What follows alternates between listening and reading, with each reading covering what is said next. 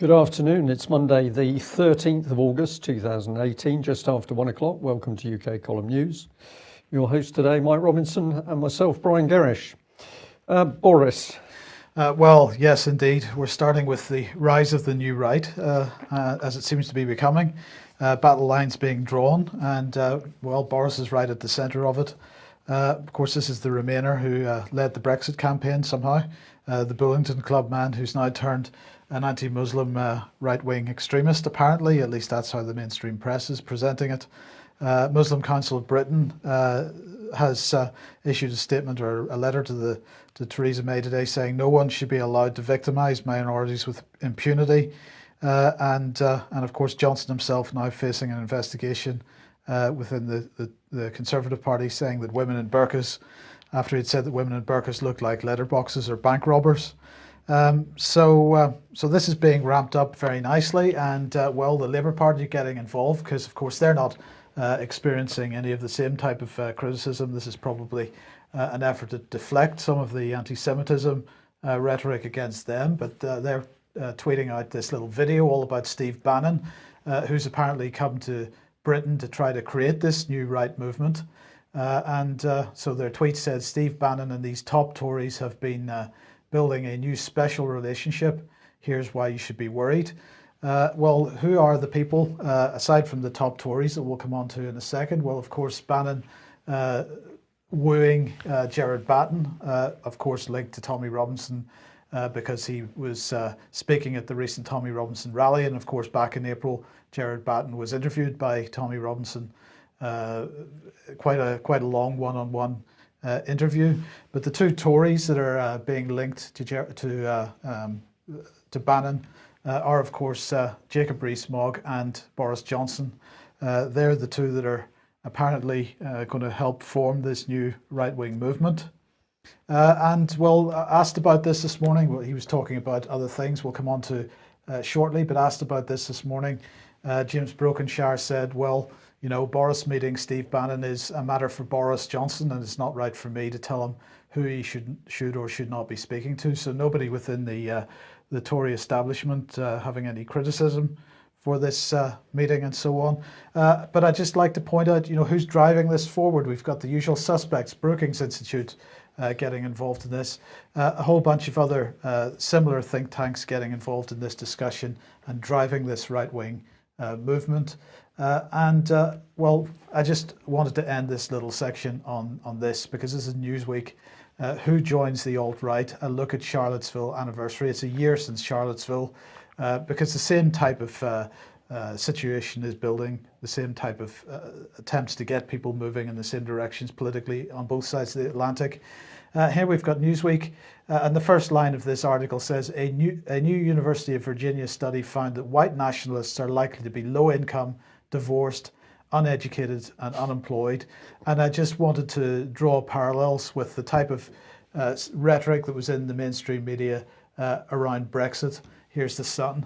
Brexit overwhelmingly supported by uneducated low earners living in struggling areas, study finds. So 17.4 million people vote for Brexit on the basis that they want to live in their own country, and they want their own country to be responsible for its own laws. And the moment you dare to do that, you are uneducated, low income, extreme right wing. Well, that's right. But the point here is, Brian, that this drive towards creating this new right movement is being engineered. We're seeing the same type of rhetoric from think tanks on both sides of the Atlantic. We're seeing the same type of rhetoric from mainstream media on both sides of the Atlantic, and we're seeing the same types of results. In Britain, it seems to be centred around Tommy Robinson and the people that are now apparently migrating towards him with the aid of Steve Bannon, perhaps. We have to wait and see how this works out. But what I'm arguing here is that this is a fake movement. It's a fake agenda. It's being engineered. Right. And while we've got that going on, we'd like to bring our viewers and listeners' attention back into we'll call it the socialist attack that's going on in UK at the moment. But of course, the origins of this are closely aligned with the Tory party as well. First of all, a big thank you. We've had some really interesting emails from viewers over the weekend. We're going to say we take great heart from these emails because it shows us that people are really picking up on some of the subjects that UK Column has been pushing over the last few years. So let's have a look at this one and follow it through. So a person sent us an email. They said, it's a copy of an email sent to another person. I agree. I am at a college in Devon, and as we arrived, 200 young adults were leaving after an intensive 4-week full-time under David Cameron's National Citizenship Service, a programme funded by the government, of course, and the Bicton College bursar said National Citizenship Service pays them very well. The young adults, pre-university I would say, looked like they were largely public school or equivalent, i.e. the next generation of leaders. They all look very serious-minded and ruthlessly ambitious. They have to be to give up 4 weeks of their summer holidays. No doubt this is the youth wing of Common Purpose. Hitler destroyed Germany by taking over the youth, especially the SS. Now that's a pretty hard-hitting comment there, but very interesting to see what a member of the public picked up when they saw one of these groups of national citizenship youth leaders. And it's quite remarkable that, of course, we don't plan the news on a daily basis, that email came in to me this morning, and you're looking at the rise of the right in the Conservative Party as well. Just before we move on to that, Brian, can I just highlight that last sentence there? No doubt this is the youth wing of Common Purpose. Now, we know that courses run in schools are quite often not branded Common Purpose, but they are run by Common Purpose. Well, this is absolutely true. And of course, we've seen all the links with the other agencies like Demos in particular, where Demos policy, a lot of it is Common Purpose policy. We're going to take a look into this little pond today, but there's much more to say about this in the coming weeks. So what have we got here? Well, this is the National Citizens Service. And if you go to their webpage, it immediately comes up with this: feel unstoppable. Are you 15 to 17 years old? NCS is a 3 to 4 week experience that helps build your confidence and self-belief so that you can take on anything in life. Live away from home, develop skills and meet amazing people, food, accommodation and activities, all in for up to £50. And then I've just embedded an image from the little video that the Feel Unstoppable button produces, and it's saying get in there and book. And a lot of the advertising is aimed at parents, almost, don't know what to do with your children over the summer holidays. Well, send them to us. So money's no object for this because, of course, the government's putting in a huge amount of support, and you're taking these children on courses. Do parents understand who is actually teaching the youngsters? Well, of course they don't. But what is this to do with? This is about creating a massive government-controlled army of young people. It's really very, very sinister when you get into it. Let's have a look at some of the people who run it. I'm always encouraging our viewers and listeners to look at the individuals and ask the questions themselves. So we've got the chair for NCS Trust Board of Directors, co-founder and CEO of Rockcore, an enterprise that uses the power of music to inspire people to volunteer and give back to their community. It's supported over 2,500 partners in the non-profit sector, works directly with more than 170,000 volunteers across 6 continents, and is inspiring millions more. Stephen is originally from Portland, Oregon, and previously held the position of Executive Director of the Fowler Center, a Michigan-based non-profit facility for people with development and physical disabilities. So my question straight away is, did the public vote for this man to get in to be reframing our children? And what do we know about him? I'm not even sure he's British in the first instance. It appears that he's American. So this man is now helping to run a government program to get into the minds of of thousands of children. And let's remember that David Cameron said that this wasn't about a few thousand children, youngsters, this is about hundreds of thousands. So we'll move on to this man here. So we've got the chief executive now. Michael Linus was appointed CEO in January 2014 after joining as director of strategy. Where did he join from? Well, he joined from Number 10, where he was a senior civil servant in the policy unit. In addition to his central role in establishing NCS, his main work was on civil society, culture and philanthropy. He previously worked as a strategy consultant for Bain & Co. Now, if you don't know Bain & Co., this is one of the monster management consultancies. I think they've got a turnover of about $3.5 billion US dollars. So we've got another sort of American, I believe that is an American company, might be Canadian. People can check on that. But one of these very powerful global consultancies producing the people to train our youngsters. So did we vote for this man? Do we know anything about his views and values? Well, of course, the answer is no. And if we get in even deeper, it gets worse. Now, this website is particularly unfriendly because of the small white text on black, but you can freeze the screen to have a look at it. But we've got Dame Julia Cleverden, Vice Patron of Teach First, Vice President of Business in the Community, she was appointed by His Royal Highness the Prince of Wales as a special advisor to the Prince's charities. So we've got these links into the royalty again, Mike. I find these very disturbing. We've got also Dame Martina Milburn, CEO of the Prince's Trust. So constantly we're getting links back to what Prince Charles is doing. Would I want any of my children left alone with Prince Charles? I have to say personally, no, I wouldn't. We've got the Right Honourable, well, many people would question that, the Lord David Blunkett. What's his claim to fame? Well, of course, politician, but we can ask some key questions about what he knew about what was going on in Sheffield when vast amounts of money seemed to be disappearing through that organisation. And we've got a Nick Farnhill, a founding partner of Poke, a creative practice focused on delivering original and effective interaction communications and service solutions across all digital platforms. And many of these people, as is this man, have got a history with the BBC. So, you know, we just need to look at them and ask the question, who are they and what's their real agenda? Pippa Dunn, Chief Marketing Officer of Consumer at Everything Everywhere.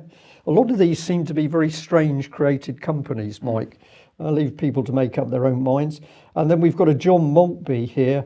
Get into his background. Well, this man's a banker, chairman of Scandinavian Bank, Blue Step Bank, non-executive director, Bank of Ireland, non-executive director and chairman of Risk and Audit for Tandem Bank PLC, CEO of Williams and Group, director of Lloyds Banking Group, and on it goes.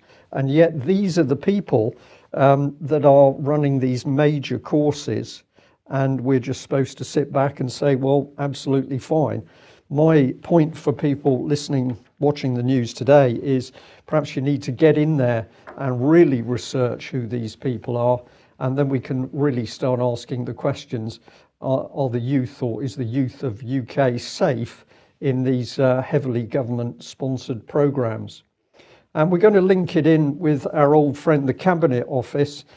This was a document which was kindly sent through to me. I hadn't seen it before, but utterly fascinating. Essentially a wiring diagram, organisational chart of the Cabinet Office. But here we see what's come in centrally is the big society policy. So we've got big society policy and analysis team. At the same time, we're putting massive support into the charities and that sector, and coupled with the social action team. So this is very, very powerful government policy. This document dates back, I think, to about 2010-11. So there's no question that this agenda to take over civil society is at the heart of the Tory party, Mike. And I wonder what happens when these youngsters are then given a little bit of a push towards, well, we need a far-right society to solve the problems in UK at the moment. And I'll just end this section by saying to people, just have a look at the Behavioural Insights team. We keep warning about this group of people formerly working inside and alongside the Cabinet Office, now pushed out as a sort of social entrepreneur company. So semi-quasi independent, but not. Again, these are unelected people.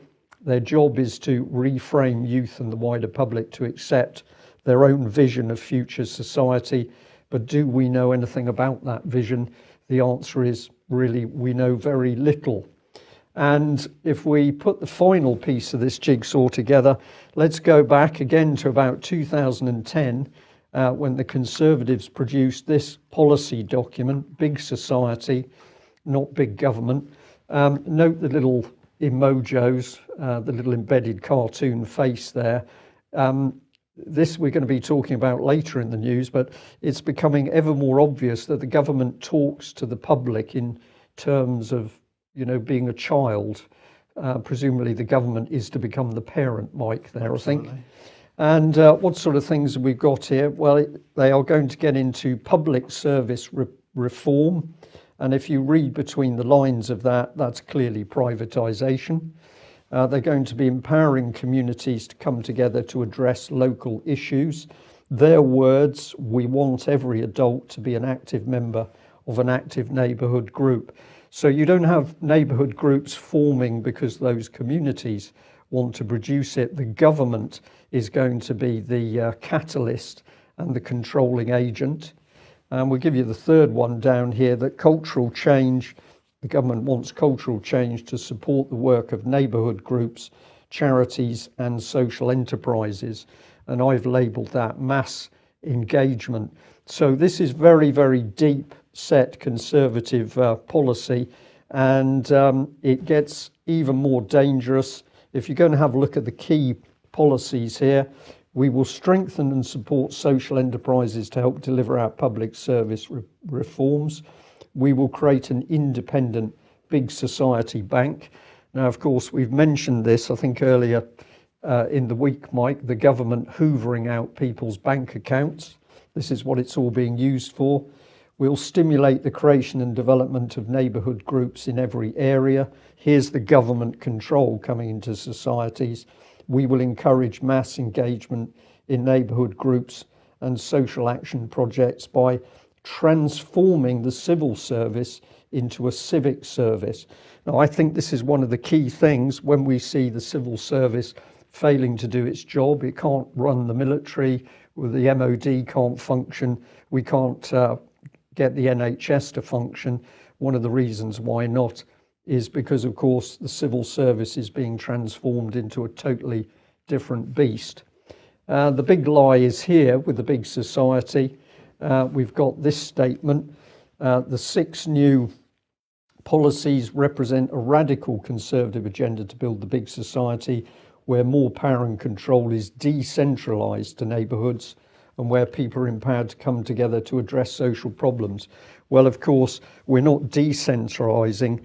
The government power is being driven into the heart of the community. The statement is no individual is to be left behind. But of course, that's a lie, because if you disagree with this policy and you're not following the new society lines, you are going to be left on the edge of society. How are they going to deal with people left on the edge of society? Well, they have just issued their new homelessness strategy for dealing with rough sleeping. Up to 6,000 vulnerable people will receive rapid specialist assessments and support under new measures in the government rough sleeping strategy, they say, backed by £100 million of funding. The strategy sets out the next steps towards achieving our aim of supporting everyone off the streets and into a home, and to end rough sleeping entirely by 2027. So by 2027, there'll be no more homeless people in the country. So how are they going to do that, Brian? Are they going to create engaging jobs? Are they going to put them on training courses? Are they going to encourage careers for them? What do you think they're going to do? Well, I think the whole thing is a lie, Mike, and I think we're going to see more people homeless unless you agree to take the government minimum wage and follow all the rules. Then you'll be allowed a house. Well, that's quite possible because this is how they're going to do it: prevention, intervention, and recovery. So there you go. Following £30 million in new funding for areas with the highest numbers of rough sleepers in the launch of the Housing First pilots, they have developed a strategy in conjunction with the Rough Sleeping Advisory Panel, which is made up of representatives from the homelessness sector and local government. So prevention, that's understanding the issues that lead to rough sleeping and providing timely support. Intervention, helping those already sleeping rough with swift support tailored to their individual circumstances. And recovery, supporting people in finding a new home and rebuilding their lives. And this new system is going to have prevention at its heart, focusing on stopping people from becoming homeless in the first place. So we're going to see major transformation of all the social problems which lead to homelessness, and of course what James Brokenshire had to admit this morning was, well, this isn't quite what he said, it's kind of a paraphrase of what he said. He said, well, you know how it is, there's no new money here, this is reprioritization of existing budgets. So in other words, this is just a veneer, a PR veneer on really nothing much. And whether this leads to any benefit for homeless people, I think is highly unlikely. There's certainly nothing here which looks at dealing with the health, the social and the employment problems that have led them to this position in the first place. It's just more of the same nonsense from British government. The rhetoric to make them look good. Well, we'll follow on through because here was another email sent to us. Just fascinating how this one came in. Collaboration across all areas in a hidden common purpose. NCS, National Citizen Service, brings young people together from all different backgrounds in a common purpose. Head Start is a chance for NCS graduates to continue their journey and give back to their local community through exciting volunteering opportunities. Step Forward is our one-year apprenticeship programme for London school leavers. And 2007, we've got the multi-agency collaboration, a theoretical model, Every Child Matters. Of course, most people would see a title like that and think, well, yes, they want to look after each child, but I think what we're really dealing with here is that no child is going to be allowed to escape this all-embracing big society agenda. So we've got a community team leader from Connections, an educational psychologist working at a multidisciplinary support service, NHS paediatric occupational therapist for a charity, speech and language therapist, a manager for the Stuart Low Trust.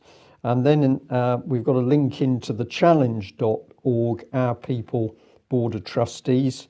And the person has also highlighted a document from Leeds City Council, which is pointing out a model of multi-agency collaboration. This is all fusion, Mike. This is Theresa May's fusion doctrine, going to every level of society, but of course heavily targeting children.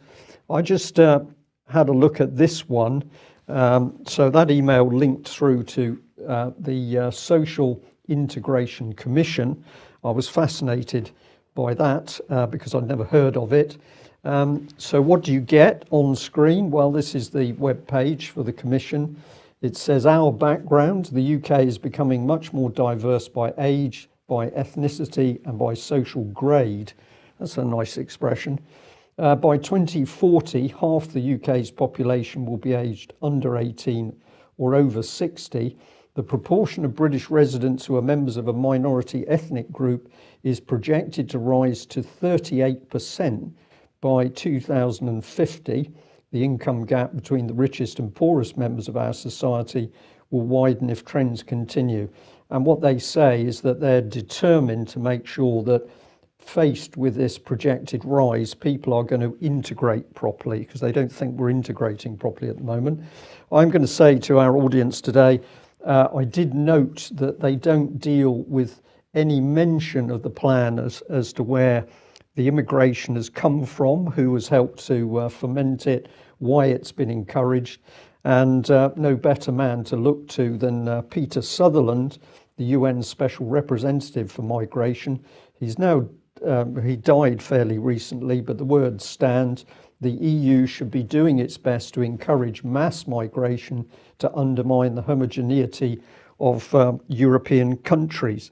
So we've got the misery of immigration. Countries can't survive because of the amount of young people who've moved overseas to the West. And then within Europe or the Western countries, we've got increasing problems where everybody is suffering. But here is this man calmly saying, well, we're helping to orchestrate it. And the same rule applies. Have a look at the people. We shouldn't worry, Mike, because the Social Integration Commission is independent. Good. It seems they've appointed themselves. I may be wrong on that, but they are independent. We've got everybody from the Royal Society of the Arts. We've got a Chief Executive of Suffolk County Council. We've got Professor Miles Houston, Department of Experimental Psychology. I get a particularly warm feeling about that. We've got Corporate Affairs Director of British Gas advising us about immigration. That's good to know. We've got Trevor Phillips, OBE, former Chair of Equalities and Human Rights Commission. And if we drill down in, it probably gets even better because now we can see the change agents. We've got Civitas in there. We've got the Runnymede Trust. And we've got good old Demos bottom right there, gentleman David Goodhart. So they've set themselves up as the commission. They're telling us that we've got to change the way we are in order to change society. But of course, this is all part of the government's agenda. We'll leave that there. We'll just say thank you very much to Jason and Louise Totnes for the excellent talks and presentations that were done on Saturday. And I have to say, Dr. Graham Downing did a particularly good section again on 5G. And I'd also like to say thank you very much to Charlie, who made a very generous donation to the UK column at that event. So thank you very much for that support. Okay, let's move on to Yemen. RT here, their report headlined, Yemeni children protest Saudi-led aggression after school bus airstrike strategy. They're saying dozens of children took to the streets of Yemen's capital, Sana'a, to protest the deadly Saudi-led bombing campaign in the country. They carried pictures of the children slain in an airstrike that hit a school bus earlier in the week. The young protesters of various ages chanted anti-Saudi slogans and carried banners in both Arabic and English. Who allowed you to shed the blood of the children of Yemen? One of the signs said. Some of the children held the post-mortem photos of the school children who died in a Saudi-led airstrike that hit a packed school bus in the town of Dayan in the northern Saida province on Thursday. 51 people, including 40 children between 10 and 13 years of age, were killed and 79 others injured. Well, I just want to remind everybody that on yesterday's Sunday Wire programme, we had Hussein al-Bukaiti from Yemen on the programme talking about the Yemeni situation. Extremely interesting discussion, and so I would encourage people to go and listen to that. That's episode 245. You'll find it on the 21st Century Wire website. Excellent. Now let's move on to Russia, because of course Russian sanctions have been renewed. And this is Russian Defense Minister Sergei Shoigu, who's saying basically that Russia refuses to be bullied on this issue. And he was giving an interview yesterday to Russia 2024 TV. This was to sort of mark the end of the International Army Games, which are going on outside Moscow. They finished at the weekend. And so he was discussing a call by the Defense Minister of Germany, who was calling for Russia to engage in dialogue with Germany, and he said, "Look, we're open to dialogue We're ready for normal cooperation, but not at all from a position of strength. I certainly hope that the time when we could be talked to, as someone once said, it's a second or third class country, is now irretrievably past. After everything Germany has done to our country, I think they should not talk on the issue for another 200 years. Ask your grandparents about their experience of talking to Russia from the position of strength. They will probably be able to tell you. So quite strong words from Mr. Shoigu. He said, we're not going to threaten anyone. We're not going to start a war with anyone. We're doing a massive job to restore our army. Yes, the time has passed when we had no funds or time for the army. We now have a totally different army, and if that frightens someone, do come and see how we live. As I say, pretty strong words there. I don't think Russia is really allowing itself to be kowtowed by these sanctions at all. And as Patrick Henningsen, the point he keeps making about this is that Russia has actually ended up being very successful under this sanctions regime imposed from the West. Indeed, because it helps bring the nation together. So absolutely. Yeah. In the meantime, the West continuing to try to build pressure with another US warship entering the Black Sea. So this is USS Carney. What can we say about that? They're there to sort of try to keep the pressure on and to continue to bully. And what effect is this having? Well, in fact, it's bringing people together. So we'll move from the Black Sea to the Caspian Sea. And what we find here is that 5 nations that border the Caspian Sea have signed what's being described as a landmark deal. So this is Russia, Iran, Kazakhstan, Azerbaijan, Turkmenistan. They've agreed a legal framework for sharing this body of water and for trade and so on. So this, I think the West pretty unhappy about as well. But we seem to be seeing the same sort of divisions, polarization is the right word, thanks for that, polarization happening on the global level as we seem to be having at the local level. Yeah. Well, the Americans are very happy to go into the Black Sea, which of course is a provocative act as far as the Russians are concerned. But if we turn the tables slightly, things go a completely different direction. So here's the American Navy Times. Navy's top officer warns of increased Russian and Chinese activity in the Atlantic Ocean. And I've put a caption over this. We're worried. No, we're not. Yes, we are. This is an utterly bizarre article because if you read it, you have various American military officials saying that they're desperately worried that the Russians have become more active again in the Atlantic. They're loitering around undersea cables. They've got submarine forces coming into the Atlantic. We haven't seen intensity like this since the Cold War. The Chinese are even coming into the Atlantic Ocean. And then we've got another military man saying, well, actually, we're not that worried about them because they're not yet fully capable. By the time you get to the end of the article, the Americans are busy saying, well, actually, we are a bit worried about this, these huge advances in electronic warfare that the Russians and I would assume the Chinese have also made. And we need to get a grip with this because if we lose the electronic battle, we lose the war. So I don't really know how to describe this article, but if the American military is as confused as this article seems to suggest, they don't really know what they're doing. Maybe we get another clue about this. Now, we can laugh about this on one hand, but this is to do with new American military uniforms, which many people have been saying are getting more and more ridiculous. So we've got everybody in camouflage now. If you work on board a warship, particularly an American one, the standard colour inside is dark grey. So if you want to be fully camouflaged, you should really be in a grey suit and you'd be almost impossible to see. But now we've got unique camouflage designs for the Air Force, for the American Air Force and Army and Marine Corps.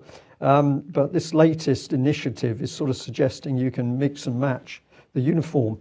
It's ridiculous, or there's something else going on, because this has now taken up quite a lot of publicity, people getting pretty motivated, saying what is going on that we can't even dress our military properly. I think this is a planned agenda, and if they don't know how to dress, then they got some other problems, because it's emerged in a military report that military commanders don't actually know the operational readiness of their own aircraft, and they've been submitting false reports, or some of them have. As a result, Marine Corps officials do not have an accurate assessment of what the aircraft's capabilities currently are, which could negatively impact planning for training and operations by assigning a mission to an aircraft that it's not capable of performing. This is breakdown of a major scale, Mike. And is this deliberate? How has this come about? How have we got these American ships bumping into other units at sea and going aground? There's something very dark at work at the heart of the American military, and we can see the same pattern here in UK. But of course, they aren't going to have to worry about that for too much longer, because once the F-35 comes on board, it's going to handle all its own capability. It's going to make sure that it's got its own, through its artificial intelligence connectivity and so on, going to make sure it's got its own weapons. Status reports and all things. that kind of stuff. Oh, well, that's good. Okay, So well, there we go. We'll report on that in due course. Well, if we're into the dark side there, let's come on to good stuff. And I'm going to say thank you again to another viewer for sending in this. Dear Carol, Brian, Mike, this may be of interest, especially if other countries are promoting it. That year 2030 again. Now, this is the United Nations Millennium Goals, effectively. But what have they seen? Well, they've seen your views on Surrey County Council's draft vision for Surrey by 2030. Surrey County Council Citizen Space. And this is a little video which we're going to have a look at in just a moment. But this is the sort of thing that the website is talking about. They need people's views on Surrey County Council's draft vision. It says Surrey's a great place to live, where many residents and businesses thrive, but not everyone has the same opportunities. Many people face problems including domestic abuse, homelessness, and mental health issues. There's growing pressures for the county. The population is increasing and putting more strain on services for children and older people, housing and infrastructure. I'm going to be upfront and saying, of course, we know that quite a bit of the pressure in Surrey and elsewhere comes from immigration. That's not a comment which is against people who've come into the country. We're talking about where the policy comes from. But according to Surrey Council, they are going to encourage people to have a look at a video and then respond to a survey. Give us your views. Let's have a look at the quality of the video that Surrey County Council has put out. The first thing to notice is the lovely music, Brian. The lovely music, and the fact that once again, Mike, we're into cartoon. We're addressing adults. We're asking them for serious comment. But how do we do this? With a particularly mindless, childish cartoon. And if you watch how this progresses, what Surrey County Council is saying is that they are going to make Surrey in the future a perfect utopia. Everybody will have a job, everybody will reach their full potential, everybody will contribute to their community, everybody will be able to travel to work. There's the key statement, which we've seen from the big society agenda. And here's the ambitions. Every child safe. Well, we know that's not even achieved now. Young people to be equipped with the confidence and skills to succeed in life. Some common purpose training there. Yeah, people to live healthy, active and fulfilling lives independently of their local authority. People to access the right health. This is going to utopia. And this is a serious, supposedly, initiative by Surrey County Council. Jobs, we watched this in Plymouth where we were talking about economic development plans, where there was no actual plan to bring in industry and proper companies producing things. Communities feel supported, and people can support each other. So where does it end? Well, we're going to live clean, safe, green and resilient communities. We're going to have well-maintained highways. Really? We're to be inclusive, people able to contribute. Everyone is to have a place they can call home. everyone has access to the right employment and skills for them. It's utopia. We'll end there, I think. Well, I have to say, I can't wait to move to Surrey because this is clearly the only place to be. It's incredible. We are very interested in the fact that we are increasingly seeing the government and local authorities and so-called authorities using cartoons and very childish images to talk to adults. And we had a little bit of discussion with Dr. Graham Downing about this at the weekend. And his comment is that actually what you're looking at is particularly devious applied psychology, because by addressing an adult in this way, what you're actually doing is trying to elicit a childish response back from the adult. So is it a coincidence they're using these types of cartoons? We don't think it is, but that's a pretty mind-boggling objective of Surrey, that they are going to produce utopia in Surrey by 2030. Can't deal with problems today of unemployment, potholes in the roads, people who are sleeping rough because they haven't got a home. But don't worry, in 2030, all this will be achieved. The other comment I was going to make on this, Brian, was that if people can hunt out that little video and then look at the survey itself, yes, the questions in the survey are extremely carefully crafted. So, for example, they would have in the first part of the question something which you couldn't do, you couldn't really have any response to the first part of the thing other than to agree with it. Yeah. But then the second part of it, the situation may be somewhat different. You may completely disagree with it. So you're left in the situation where if you take the piece of text, the block of text as a whole, you actually don't know what the right response to it is. So very carefully crafted, and what they're really attempting to do, I think, is to get people to they're most likely to agree with the bit that's easy to agree with, and therefore they will seem like they're agreeing with the bit which isn't quite so easy to agree with. Yeah.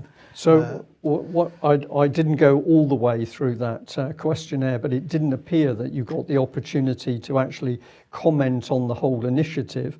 But if you freeze one of the earlier screens that we've shown today on this particular topic, you can actually see the email address for the unit inside Surrey County Council that's pushing this utter nonsense. And of course, what's needed is for the public to get onto that team and to start to point out the errors of their ways. But how interesting, more and more childish material. And you said to me earlier on today, Mike, that you were noticing that the BBC News, particularly early in the morning, had become ever more dumbed down and childish in nature. So not an accident. Well, we'll end on this one. A reminder that Wednesday this week will be the last UK column news before the summer break. So we will be doing a news on Wednesday, but that'll be the last. And then we will be back on Monday, the 3rd of September. So summer holidays, looking forward to that, because I'm finding it increasingly difficult to find the words, Brian. Yeah, people may think we're joking about this, but when we prepare the news, and we have been doing this for a very long time, some of it is becoming so utterly nonsensical and ridiculous. It's very hard for us to decide how do we put this information across. So I'm going to say we've taken great heart today by the fact that we've had a number of very, very informative emails from people, all showing that, I'll say you, our audience today, are also seeing this planned nonsense orchestrated breakdown which is being brought in through central government. We need enough people to see it. We need those 17.4 million Brexit voters to understand that the government simply regards them as ignorant, unwashed, unemployed people. And if we let this go, the new right wing is being formed as we speak. And I will say that I have warned about the leadership in UKIP for a great many years. I've pointed the finger at Nigel Farage and warned that he was going to take that party into a very dangerous position. And I have to say that it's shocking to see, my personal opinion, Gerard Batten doing what he's doing at the moment. There we are. We'll finish on that today. We will see you tomorrow, tomorrow at the same time. Bye-bye.